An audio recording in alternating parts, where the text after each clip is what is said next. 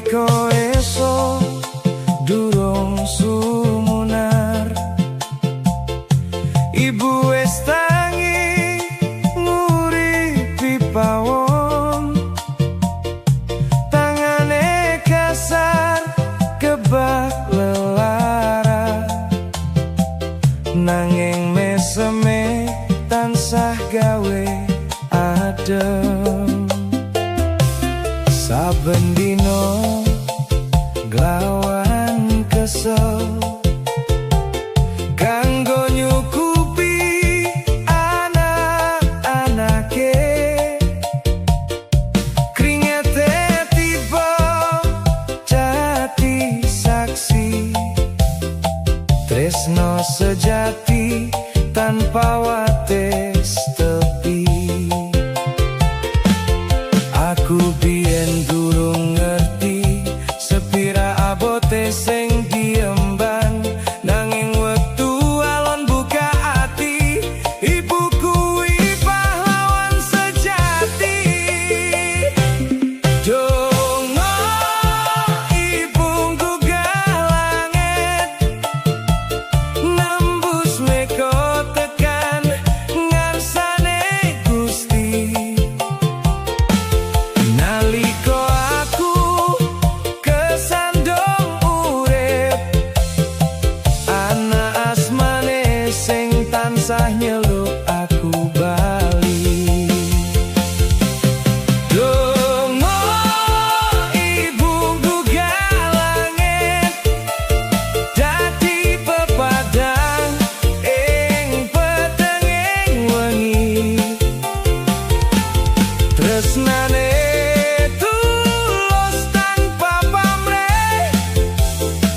nancani langkah nganti tekan saiki. Nalika aku lunga adoh ngoyak impen tekan kutha gedhe, ibu mau ngirim kabar prasaja. Nah, sing hati-hati lan ojo lali sembahyang. Ora nate njaluk dibalas, ora nate sambat mereka susah, sing dikarep mung kapecan supaya anak uripe berkah.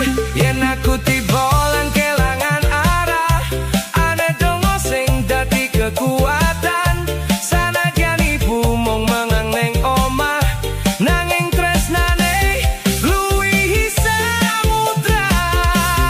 Donga ibu nggugah langit, nembus mega tekan ngarsane Gusti.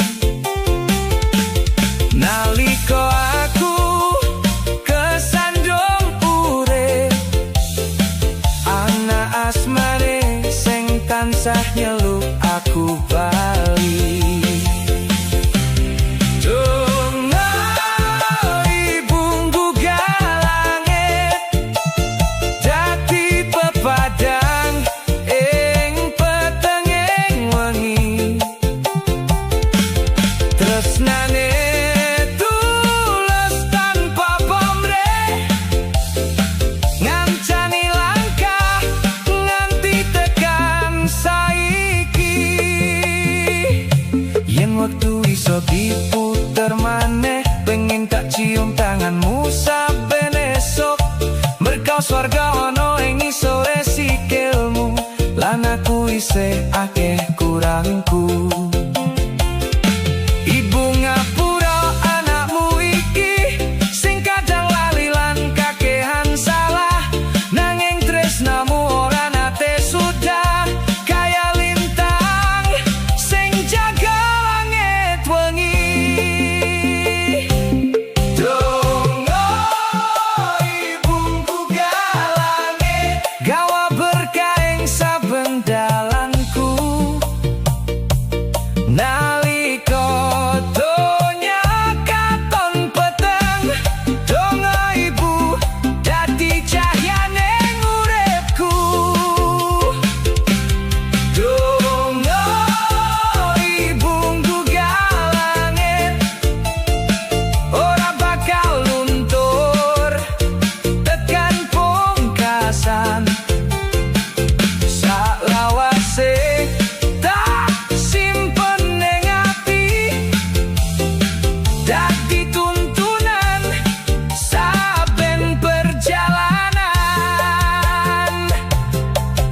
Mengko aku wis kasil jenengmu sing sepisan tak sebut. Merko saben langkah lan saben napas ana donga ibu sing ngancani uripku.